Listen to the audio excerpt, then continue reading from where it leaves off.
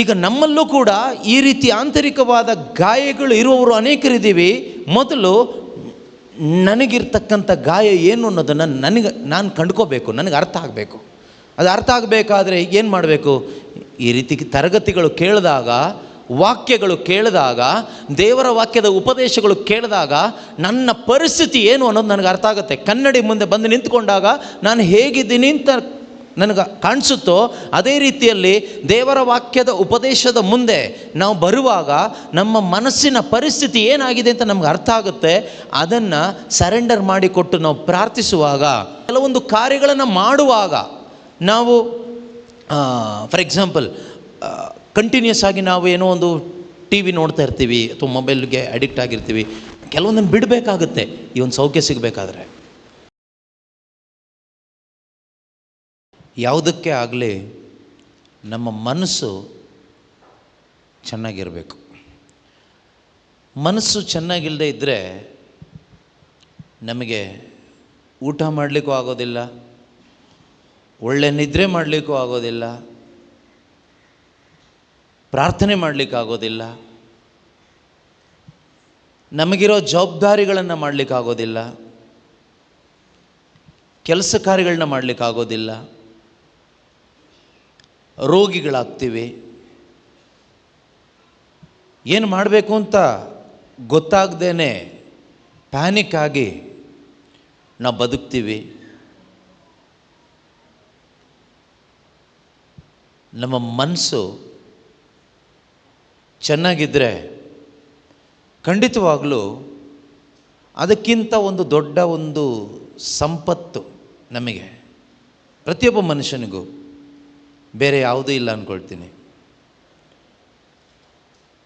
ಜ್ಞಾನೋಕ್ತಿಗಳ ಪುಸ್ತಕ 17ನೇ ಅಧ್ಯಾಯ 22ನೇ ವಾಕ್ಯ, ಪ್ರೋಬ್ಸ್ ಚಾಪ್ಟರ್ 17 ವರ್ಸ್ 22 ನಾವು ಓದ್ತೀವಿ.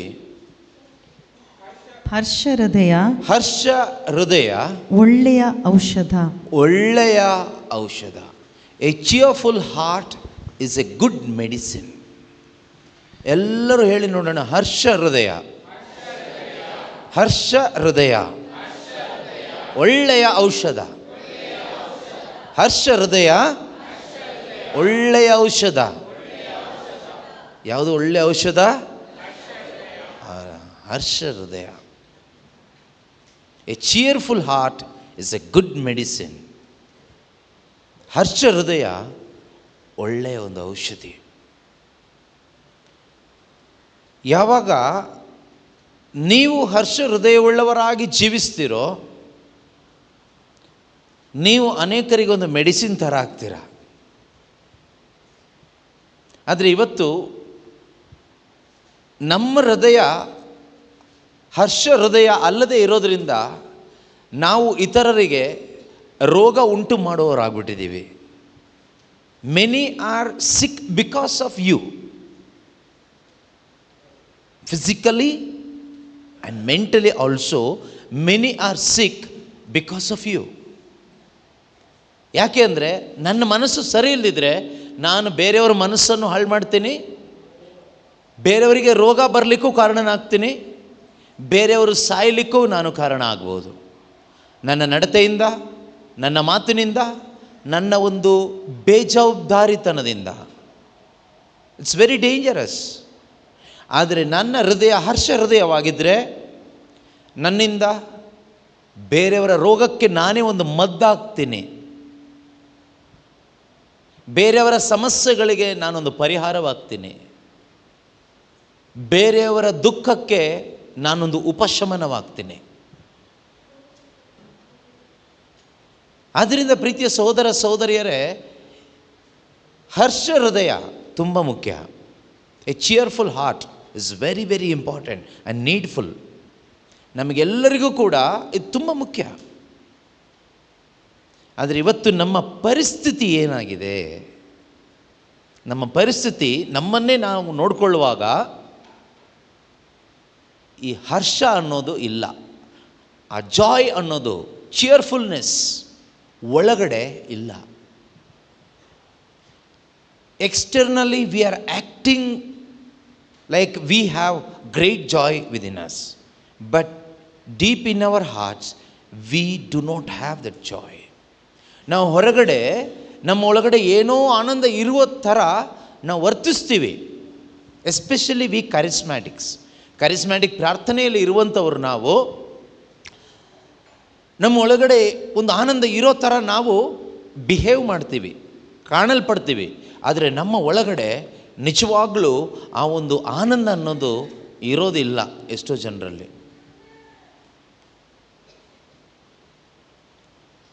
ಇದಕ್ಕೆ ಅನೇಕ ಕಾರಣಗಳಿದೆ. ಒಂದು ಮುಖ್ಯವಾದ ಕಾರಣ ನಾವು ಈಗ ನೋಡೋದೇನು ಅಂದರೆ ಆಂತರಿಕವಾದ ಗಾಯಗಳು.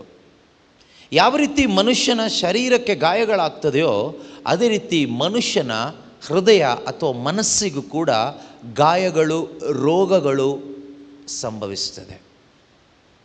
ಪ್ರತಿಯೊಬ್ಬ ಮನುಷ್ಯನಿಗೂ ಆಗುತ್ತೆ.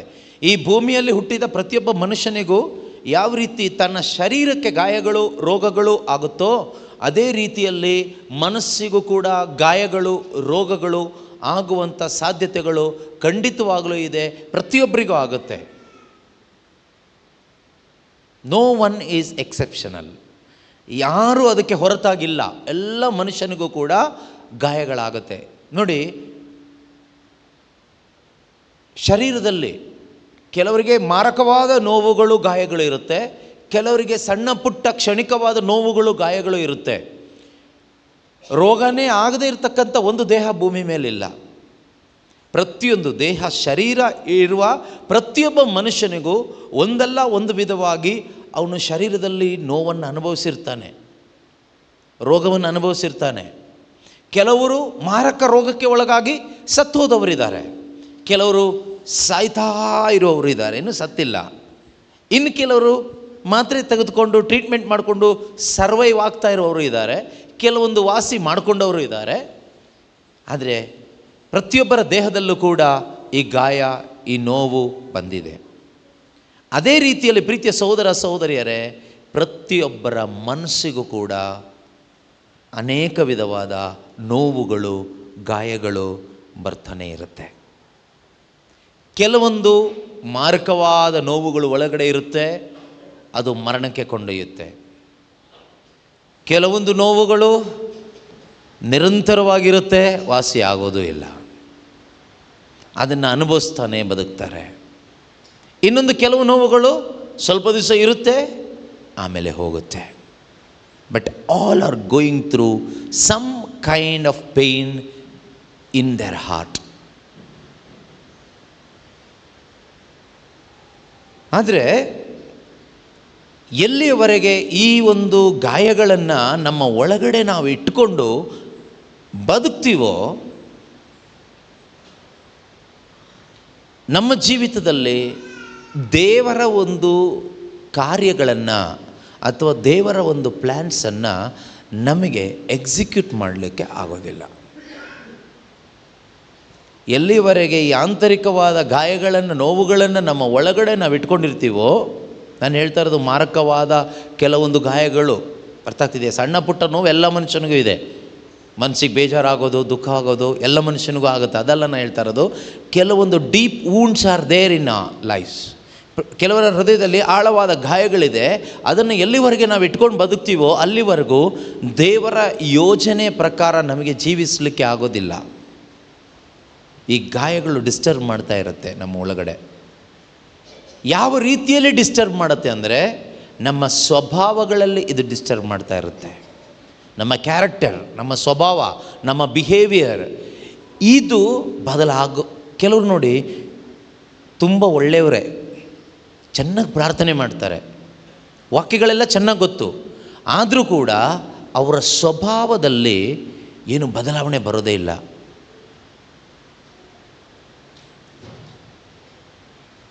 ದೇವರು ಏನು ಎಕ್ಸ್ಪೆಕ್ಟ್ ಮಾಡ್ತಾರೆ ಪ್ರತಿಯೊಂದು ಮನುಷ್ಯನಿಂದ? What God is expecting from every human being. ಪ್ರತಿಯೊಬ್ಬರಿಂದನೂ ದೇವರು ಎಕ್ಸ್ಪೆಕ್ಟ್ ಮಾಡೋದೇನು ಗೊತ್ತಾ? ಎಲ್ಲರೂ ಯೇಸುವಿನಂತೆ ಆಗಬೇಕು. That is the target of your life. What is the target of your life? You must become like Jesus. ಯೇಸುವಿನಂತೆ ಆಗೋದೇ ಟಾರ್ಗೆಟ್. ನನ್ನ ಲೈಫಿನ ಟಾರ್ಗೆಟ್ ಏನು ಅಂದರೆ ನಾನು ಯೇಸು ಥರ ಆಗಬೇಕು. ನಿಮ್ಮ ಲೈಫಿನ ಟಾರ್ಗೆಟ್ ಏನು ಅಂದರೆ ಯೇಸು ಥರ ಆಗಬೇಕು. This is the target of everybody's life. ಈ ಟಾರ್ಗೆಟ್ ಕೊಟ್ಟಿದ್ಯಾರು? ದೇವರು. ಈಗ ಈ ಟಾರ್ಗೆಟ್ ರೀಚ್ ಆಗಬೇಕಲ್ವಾ? ಇದೇ ಅಲ್ಟಿಮೇಟ್ ಟಾರ್ಗೆಟ್, ಆಯಿತಾ? ನಾನು ಯೇಸುವಿನಂತೆ ಆಗಬೇಕು, ಶರೀರದಲ್ಲಿ ಅಲ್ಲ, ಸ್ವಭಾವದಲ್ಲಿ. ಈ ಭೂಮಿಯಲ್ಲಿರುವಾಗ ನಾನು ಯೇಸುವಿನಂತೆ ಆಗಬೇಕು. ದಿನದಿಂದ ದಿನಕ್ಕೆ ಯೇಸುವಿನಂತೆ ಆಗಬೇಕು. ಕ್ವೆಶ್ಚನ್, ಆಗ್ತಾ ಇದೆಯಾ? ಏನೋ ಸ್ವಲ್ಪ ಆಲ್ಟ್ರೇಷನ್ ವರ್ಕ್ ನಡೀತಾ ಇದೆ ಅಷ್ಟೇ ಬಿಟ್ಟರೆ, ಯೇಸುವಿನಂತೆ ಆಗಲಿಕ್ಕೆ ದಿನದಿಂದ ದಿನಕ್ಕೆ 30ರಷ್ಟು, ನೆಕ್ಸ್ಟ್ 40ರಷ್ಟು, 50ರಷ್ಟು, 60ರಷ್ಟು, 70ರಷ್ಟು, 80ರಷ್ಟು, ಹೀಗೆ ಮೇಲೆ ಬರಲಿಕ್ಕೆ ಸಾಧ್ಯ ಆಗ್ತಾ ಇದೆಯಾ? ಅಥವಾ ಮೇಲೆ ಕೆಳಗೆ ಆಗಿ 20-25 ವರ್ಷದ ನಂತರನೂ ನಾವು ಅಲ್ಲೇ ಇದ್ದೀವಿ. ಕಾರಣ ಏನು ಅಂದರೆ, ಅಂತರಂಗದಲ್ಲಿರ್ತಕ್ಕಂತಹ ಅನೇಕ ಗಾಯಗಳು, ನಮಗೆ ಅರಿವಿರುವ ಗಾಯಗಳು ಇರಬಹುದು, ಅರಿವಿಲ್ಲದೆ, ನಮ್ಮ ಅರಿವಿಗೆ ಬಾರದೇ ಇರತಕ್ಕಂತಹ ಅನ್ಕಾನ್ಷಿಯಸ್ ಆಗಿರ್ತಕ್ಕಂತಹ, ಸಬ್ಕಾನ್ಷಿಯಸ್ಸು ಅಲ್ಲ, ಕಾನ್ಷಿಯಸ್ಸು ಅಲ್ಲ, unconscious wounds are there in us. ನಮ್ಮ ಒಳಗಡೆ ಅನೇಕರಲ್ಲಿ ಅನ್ಕಾನ್ಷಿಯಸ್ ಆಗಿರುವ, ಅಂದರೆ ನಮ್ಮ ಅರಿವಿಗೆ ಬಾರದಂತಹ, ಅಥವಾ ಪ್ರಜ್ಞಾಹೀನ ಅಂತ ಹೇಳ್ಬೋದು, ನಮ್ಮ ಪ್ರಜ್ಞೆಗೆ ಬಾರದ ಅನೇಕ ಗಾಯಗಳು ನಮ್ಮ ಒಳಗಡೆ ಇರೋದರಿಂದ, ಪ್ರೀತಿಯ ಸಹೋದರ ಸಹೋದರಿಯರೇ, ನಮ್ಮ ಒಳಗೆ ಬರಬೇಕಾದ ಕ್ರಿಸ್ತ ಯೇಸುವಿನ ಸ್ವಭಾವ ನಮ್ಮಿಂದ ಬರ್ತಾ ಇಲ್ಲ. ಕೆಲವರಿದೆ ಪ್ರಶ್ನೆ ಏನು ಗೊತ್ತಾ? ಇವರಿಷ್ಟು ಧ್ಯಾನ ಅಂತ ಹೋಗ್ತಾರೆ, ಪ್ರಾರ್ಥನೆ ಅಂತ ಹೋಗ್ತಾರೆ, 24 ಗಂಟೆ ಚಾಪಲಲ್ಲೇ ಕುಳಿತುಕೊಳ್ತಾರೆ, ಬೈಬಲ್ ಹಿಡ್ಕೊಂಡೇ ಸುತ್ತಾರೆ, ಮತ್ತು ಯಾಕೆ ಇವರ ಸ್ವಭಾವದಲ್ಲಿ ವ್ಯತ್ಯಾಸ ಬರ್ತಾ ಇಲ್ಲ? ಪ್ರಾರ್ಥನೆಯಲ್ಲಿ ವ್ಯತ್ಯಾಸ ಇದೆ, ಪ್ರಬೋಧನೆಗಳಲ್ಲಿ ವ್ಯತ್ಯಾಸ ಇದೆ, ಹಾಡುಗಳಲ್ಲಿ ವ್ಯತ್ಯಾಸ ಇದೆ, ಆದರೆ ಕ್ಯಾರೆಕ್ಟರ್, ಸ್ವಭಾವ ಚೇಂಜ್ ಆಗ್ತಾ ಇಲ್ಲ. ಯಾಕೆ? ದೇವರು ಯಾಕೆ ಇವರು ಸ್ವಭಾವ ಚೇಂಜ್ ಮಾಡ್ತಾ ಇಲ್ಲ? ಇದು ಅನೇಕರ ಪ್ರಶ್ನೆ. ನಿಮ್ಮ ಮನಸ್ಸಿಗೂ ಅನಿಸಿರ್ಬೋದು ವೈಯಕ್ತಿಕವಾಗಿ, ಯಾಕೆ ನನ್ನ ಸ್ವಭಾವದಲ್ಲಿ ಏನು ಬದಲಾವಣೆ ಆಗ್ತಾ ಇಲ್ಲ? ಏನೋ ಸ್ವಲ್ಪ ನಾನು ಬೆಳವಣಿಗೆ ಹೊಂದಿದ ಹಾಗೆ ಲೋಕದಲ್ಲಿ ಬುದ್ಧಿ, ಅರಿವು ಎಲ್ಲ ಇನ್ಕ್ರೀಸ್ ಆಗುತ್ತಲ್ವಾ? ಲೌಕಿಕವಾಗಿ ನಮಗೆ ಬುದ್ಧಿ, ಅರಿವು, ಜ್ಞಾನ ಎಲ್ಲ, ತಿಳುವಳಿಕೆ ಎಲ್ಲ ಬರುತ್ತೆ. ಅದರ ಪ್ರಕಾರ ಒಂದು ವ್ಯತ್ಯಾಸ ಆಗ್ತಾ ಇದೆ. ಆದರೆ ಮೆಚ್ಯೂರಿಟಿ ಆಫ್ ಕ್ರಿಸ್ತ ಯೇಸುವಿನ ಆ ಒಂದು ಮೆಚ್ಯೂರಿಟಿಗೆ ಬರಲಿಕ್ಕೆ ನನಗೆ ಸಾಧ್ಯ ಆಗ್ತಾ ಇದೆಯಾ? According to your age you are matured. ವಯಸ್ಸಿಗೆ ತಕ್ಕ ಹಾಗೆ ಒಂದು ಮೆಚ್ಯೂರಿಟಿ ಅಂತ ಹೇಳ್ತೀವಲ್ವಾ? ಕೆಲವು ಟೈಮ್ ನಾವು ಕೆಲವ್ರನ್ನ ನೋಡಿ ಹೇಳ್ತೀವಿ, ವಯಸ್ಸಿಗೆ ತಕ್ಕ ಹಾಗೆ ಇವರಿಗೆ ಬೆಳವಣಿಗೆ ಇಲ್ಲ, ಮೆಂಟಲಿ ಮೆಚ್ಯೂರಿಟಿ ಇಲ್ಲ ಅಂತ ಹೇಳ್ತೀವಿ. ಸೊ ವಯಸ್ಸಿಗೆ ತಕ್ಕ ಹಾಗೆ ಬರಬೇಕಾದ ಒಂದು ಮೆಚ್ಯೂರಿಟಿ ನಮಗೆ ಬರುತ್ತೆ, ಅದು ಬರಬೇಕು. ಆದರೆ ಅದೆಲ್ಲ ಬೇಕಾಗಿರೋದು ಕ್ರಿಸ್ತ ಯೇಸುವಿನ ಮನೋಭಾವನೆ. Okay, the mind of Christ, ಕ್ರಿಸ್ತ ಯೇಸುವಿನ ಒಂದು ಮೆಚ್ಯೂರಿಟಿ ಒಬ್ಬ ಕ್ರೈಸ್ತ ವಿಶ್ವಾಸಿಯಲ್ಲಿ ಬರಬೇಕು. ಇದು ಬರಲಿಕ್ಕೆ ಸಾಧ್ಯ ಆಗದೇ ಇದ್ದರೆ ನಮ್ಮ ಜೀವನ ಪೂರ್ತಿ ಸೊರಗಿ ಕೊರಗಿ ಪ್ರಾರ್ಥನೆ ಮಾಡಿಕೊಂಡು ಹೀಗೆ ಬದುಕಿಬಿಡ್ತೀವಿ. ಯಾವತ್ತೂ ಕೂಡ ನಮ್ಮ ಲೈಫ್ ಒಂದು ಫ್ರೂಟ್ಫುಲ್ ಲೈಫ್ ಆಗೋದಿಲ್ಲ. ದೇವರು ಕೊಟ್ಟ first blessing, be fruitful and multiply. Be fruitful and multiply. ದೇವರು ಗಂಡು ಹೆಣ್ಣನ್ನು ಸೃಷ್ಟಿ ಮಾಡಿ ಮೊದಲು ಕೊಟ್ಟ ಆಶೀರ್ವಾದ, ನೀವು ಫಲಭರಿತರಾಗಿ ಹೆಚ್ಚಿಕೊಳ್ಳಿರಿ. Be fruitful and multiply. ಈಗ ಈ ಒಂದು ಫಲ ನಮ್ಮಲ್ಲಿ ಬರಬೇಕು, ನಮ್ಮಿಂದ ಬರಬೇಕು. ಇದು ಬಾರದೇ ಇದ್ದರೆ ಜೀವನ ತುಂಬ ಡಿಸ್ಟರ್ಬ್ಡ್ ಆಗುತ್ತೆ. ಇವತ್ತು ನಮ್ಮಲ್ಲಿ ಅನೇಕರು ಅದೇ ಪರಿಸ್ಥಿತಿಯಲ್ಲಿದ್ದೀವಿ ನಾವು. You are very much distracted, worried. You don't know why. ಯಾಕೆ ಅನ್ನೋದೇ ಗೊತ್ತಿಲ್ಲ. ನೀವು ಹೇಳ್ತೀರಿ, ನಿಮ್ಮದೇ ಆದ ಒಂದು ಕಾರಣಗಳನ್ನ ಹೇಳ್ತೀರಿ. ನಾನು ತುಂಬ ವರೀಡ್ ಆಗಿದ್ದೀನಿ, ಇದಕ್ಕೆ, ಆ ಕಾರಣಕ್ಕೆ, ಈ ಕಾರಣಕ್ಕೋಸ್ಕರ ಹಾಗಾಗಬೇಕಾಗಿತ್ತು, ಹೀಗಾಗಬೇಕಾಗಿತ್ತು, ಅದಾಯಿತು, ಇದಾಯಿತು, ಆದ್ದರಿಂದ ನಾನು ತುಂಬ ಟೆನ್ಸ್ಡ್ ಆಗಿದ್ದೀನಿ, ತುಂಬ ವರೀಡ್ ಆಗಿದ್ದೀನಿ ಅಂತ. ಓಕೆ, ಈಗ ಆ ಪ್ರಾಬ್ಲಮ್ ಸಾಲ್ವ್ ಆಯಿತು ಅಂತ ಇಟ್ಕೊಳ್ಳೋಣ. ಆ ಪ್ರಾಬ್ಲಮ್ ಸಾಲ್ವ್ ಆದ ತಕ್ಷಣ ನಿನ್ನ ಕ್ಯಾರೆಕ್ಟರ್ ಚೇಂಜ್ ಆಗುತ್ತಾ? ಆ್ಯಸ್ ಎ ಕ್ರಿಶ್ಚಿಯನ್ ನಮ್ಮ ಕ್ಯಾರೆಕ್ಟರ್, ನಮ್ಮ ಸ್ವಭಾವ, ನಮ್ಮ ಆಲೋಚನೆ, ಮನೋಭಾವನೆ ಕ್ರಿಸ್ತ ಯೇಸುವಿನ ಮನೋಭಾವನೆಯಾಗಿ, ಸ್ವಭಾವವಾಗಿ ಏನಾದರೂ ಟ್ರಾನ್ಸ್ಫರ್ಮೇಷನ್ ಉಂಟಾಗುತ್ತಾ? ಆಗಲ್ಲ. ಪ್ರಾಬ್ಲಮ್ ಸಾಲ್ವ್ ಆದ ತಕ್ಷಣ ನಾವು ಸ್ವಲ್ಪ ಕಾಮ್ ಆಗ್ತೀವಿ ಅಷ್ಟೇ. ಆ ಕೂಗಾಟ ಕಿರ್ಚಾಟ ಎಲ್ಲ ಸ್ವಲ್ಪ ಶಾಂತವಾಗುತ್ತೆ, ಬಿಟ್ಟರೆ ಬೇರೆ ಏನೂ ಇಲ್ಲ, ಇದ್ದ ಹಾಗೇ ಇರ್ತೀವಿ. ಮತ್ತು ಇನ್ನೊಂದು ಪ್ರಾಬ್ಲಮ್ ಬಂದಾಗ ಇದು ರೈಸ್ ಆಗುತ್ತೆ. That original nature will come up again. ಅದರ ಅರ್ಥ ಏನು? ಒಳಗಡೆ ಪ್ರಾಬ್ಲಮ್ ಅಲ್ಲೇ ಇದೆ, real problem is still there. ಈ ಒಳಗಡೆ ಪ್ರಾಬ್ಲಮ್ ಸಾಲ್ವ್ ಆಗಬೇಕು. ಪ್ರೀತಿಯ ಸಹೋದರ ಸಹೋದರಿಯರೇ, ಎಷ್ಟೋ ಜನರು ಈ ಪ್ರಪಂಚದಲ್ಲಿ ಇವತ್ತು ಸಫರ್ ಪಡ್ತಾ ಇದ್ದಾರೆ ಆಂತರಿಕವಾದ ಗಾಯಗಳಿಂದ, because of inner wounds. Inner means related to heart, mind, soul. ಮನುಷ್ಯನ ಮನಸ್ಸಿಗೆ ಅನೇಕ ರೀತಿಯ ಗಾಯ ಅನುಭವಿಸ್ತಾ ಇರೋದ್ರಿಂದ, ನಾನು ಮೊದಲೇ ಹೇಳಿದ ಹಾಗೆ, ಅವನಿಗೆ ಮಾಡಬೇಕಾದದ್ದನ್ನು ಮಾಡಲಿಕ್ಕಾಗ್ತಾ ಇಲ್ಲ, ನೋಡಬೇಕಾಗಿದ್ದನ್ನು ನೋಡಲಿಕ್ಕಾಗ್ತಾ ಇಲ್ಲ. ಏನೇನೋ ನೋಡ್ತಾನೆ, ಏನೇನೋ ಮಾಡ್ತಾನೆ, ಅವನಿಗೆ ಅರ್ಥ ಆಗ್ತಾ ಇಲ್ಲ ಯಾಕೆ ಹೀಗೆ ಮಾಡ್ತಾ ಇದ್ದಾನೆ ಅಂತ. ನೋಡಿ, ನನ್ನ ತಲೆ ಮೇಲೆ ದೊಡ್ಡೊಂದು ಮೂಟೆ ಹೊತ್ಕೊಂಡ್ರೆ ನಮಗೆ ನಡ್ಕೊಂಡು ಹೋಗ್ಲಿಕ್ಕೆ ತುಂಬ ಕಷ್ಟ, ಟ್ರಾವೆಲ್ ಮಾಡಲಿಕ್ಕೆ ತುಂಬ ಕಷ್ಟ. ನೀವು ಆ ಮೂಟೆ ಹೊತ್ಕೊಂಡು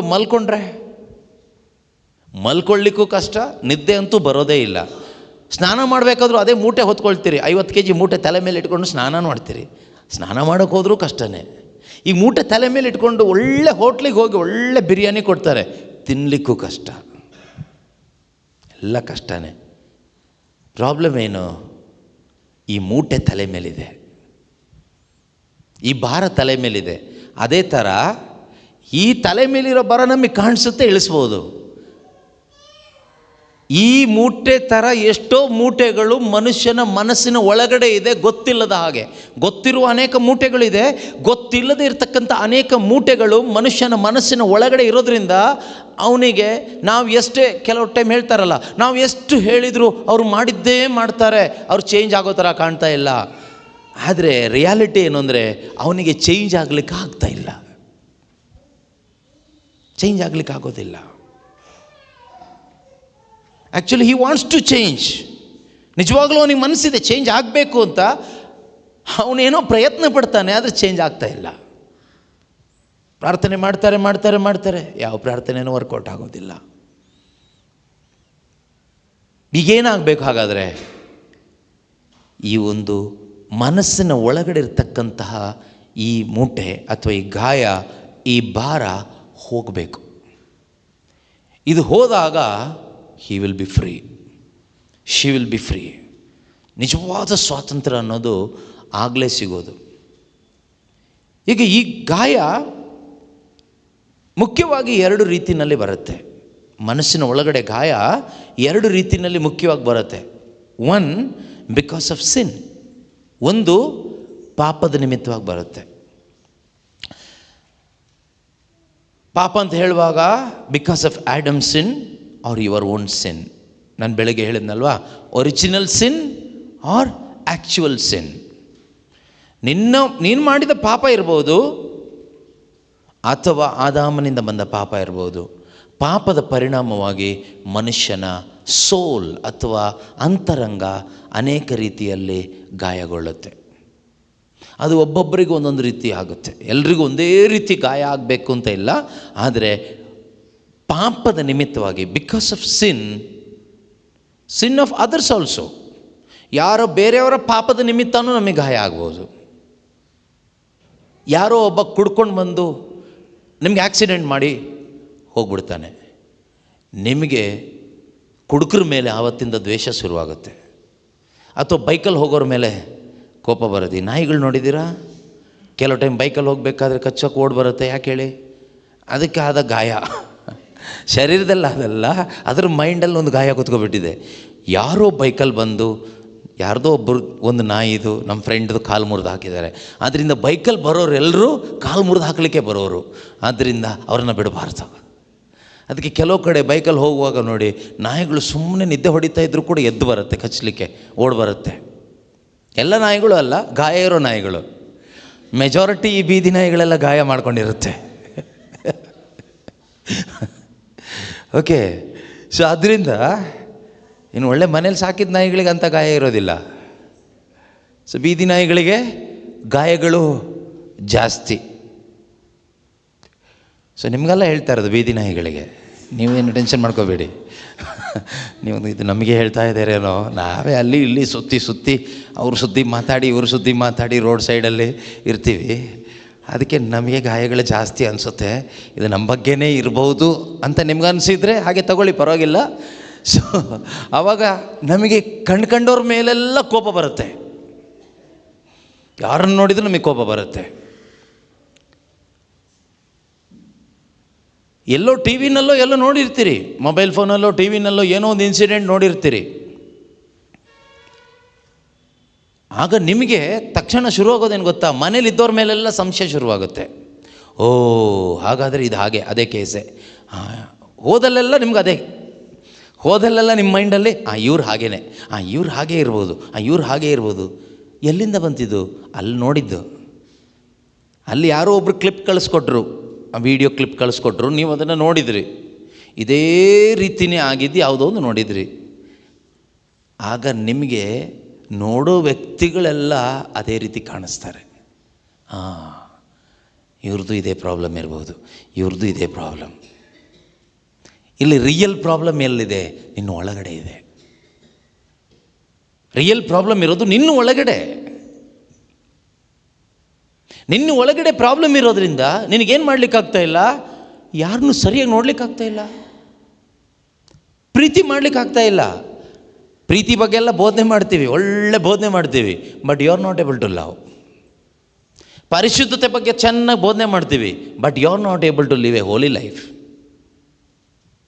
ಫೇತ್ ಬಗ್ಗೆ ಚೆನ್ನಾಗಿ ಪ್ರೀಚ್ ಮಾಡ್ತೀವಿ, ಆದರೆ ನಮಗೆ ಫೇತ್ಫುಲ್ ಆಗಿ ಬದುಕಲಿಕ್ಕೆ ಆಗ್ತಾ ಇಲ್ಲ. ಕಾರಣ ಏನು? ನಮ್ಮ ಒಳಗಡೆ ಪ್ರಾಬ್ಲಮ್ ಇದೆ. ಇದಾಗೋದು ಪಾಪದ ನಿಮಿತ್ತವಾಗಿ. ಸೊ ನಾವು ಪಾಪ ಮಾಡದ ಹಾಗೆ ನಮ್ಮನ್ನು ನಾವು ಜಾಗರೂಕತೆಯಿಂದ ಮೊದಲು ಕಾಪಾಡ್ಕೋಬೇಕು. ಆ ನಮ್ಮನಿಂದ ಬಂದ ಪಾಪ ನಮಗೇನು ಮಾಡಲಿಕ್ಕಾಗೋದಿಲ್ಲ, ಆದರೆ ದೇವರು ಮಾಡಿದ್ದಾರೆ, ಅದರಲ್ಲಿ ನಾವು ನಂಬಿಕೆ ಇಡಬೇಕು. ಆದರೆ ನಾನು ಮಾಡೋ ಪಾಪನೂ ಕೂಡ ಪರ್ಸನಲ್ ಸಿನ್, ಆ್ಯಕ್ಚುಯಲ್ ಸಿನ್, ನನ್ನ ಯೋಚನೆಯಿಂದ, ಮಾತಿನಿಂದ, ಕ್ರಿಯೆಯಿಂದ, ಕರ್ತವ್ಯ ಲೋಪದಿಂದ ಮಾಡುವಂಥ ಪಾಪ ನನ್ನ ಅಂತರಂಗವನ್ನು ಗಾಯ ಮಾಡುತ್ತೆ. ಈ ಗಾಯದ ಪರಿಸ್ಥಿತಿಯಲ್ಲಿ ನಾನು ಇರುವಾಗ ನಾನು ಯಾರ ಜೊತೆಗೆಲ್ಲ ಒಂದು ರಿಲೇಷನ್ಶಿಪ್ ಇಟ್ಕೊಳ್ಳಿಕ್ಕೆ ಹೋಗ್ತೀನೋ ಅಲ್ಲೆಲ್ಲ ಗಾಯ ಆಗ್ತಾ ಹೋಗುತ್ತೆ. ಅದಕ್ಕೆ ಫಸ್ಟ್ ವರ್ಡ್ ಆಫ್ ಗಾಡ್ ನಾವು ಓದಿದ್ದೇನು? A cheerful heart is a good medicine. If you have a cheerful heart, you yourself is a medicine for many people. But if you are the person having so much of inner wounds, you will make others wounded. ನೀನೊಬ್ಬ ಗಾಯ ಇರೋ ವ್ಯಕ್ತಿ ಆಗಿದ್ರೆ ನೀನು ಬೇರೆಯವ್ರನ್ನೂ ಗಾಯ ಮಾಡ್ತಾ ಹೋಗ್ತೀಯ. Intentionally ಅಲ್ಲ, ಆಯಿತಾ? ಉದ್ದೇಶಪೂರ್ವಕ ಗಾಯ ಮಾಡಬೇಕು ಅಂತ ಹೋಗ್ಬಿಟ್ಟು ಗಾಯ ಮಾಡೋದಲ್ಲ.